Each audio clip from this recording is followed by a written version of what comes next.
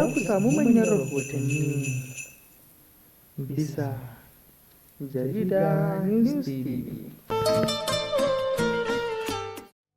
Barka da haka sauraro kuma sannan mu da ƙara saduwa a cikin wannan da shatawa mai albarka. Inda ma muke tafi muku ta waɗannan manyan rahotanni ɗaya bayan ɗaya. Yacca za mu zayyana muku yacca wannan lamarurruka suka kaya ɗaya bayan ɗaya. Akan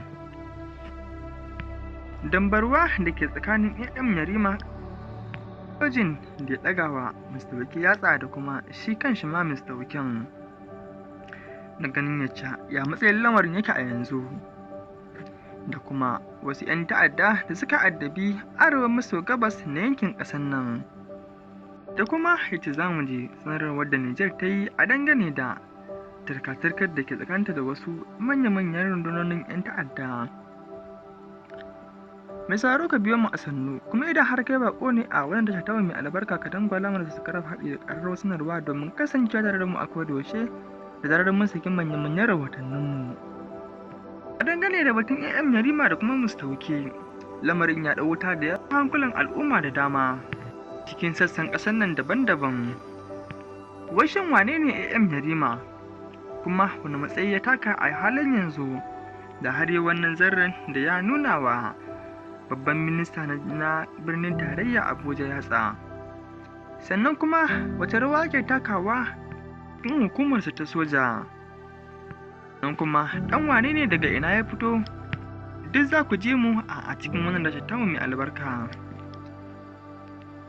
Shi dai Mr. Wiken kowa ya san babban mai faɗa a jini a cikin wannan ƙasa, domin Mr. Wike jin shi yake tamkar shugaban ƙasa a wannan ƙasa tamu. Kuma da dama suke bayyanawa cewa ko shugaban ƙasan Bola Ahmed Tinubu baya faɗansa abubuwan da Mr. Wike yake yi. Lalle mutum ne mai ji da kansa kuma mai ƙarfin iko da duk abin da ya so. Mai sauraro ka biyo mu a sannu, kuma kar da amintar da suka raba Allah ki bisa wani da shatawa mai albarka. Yacca za ka ji daɗin samun mu a kodayaushe da zarar mun saki manyan rahotanninmu.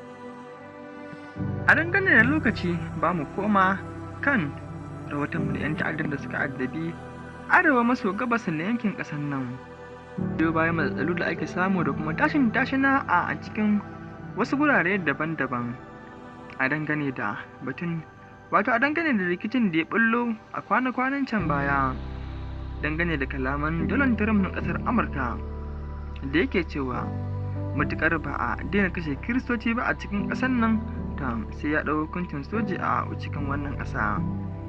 'Yan ta'addan su ma sun yi mummunan raddi a kan kalaman Donald Trump, sai da suna gani za su ƙara wutan fetur ne, domin matuƙar wannan abin ya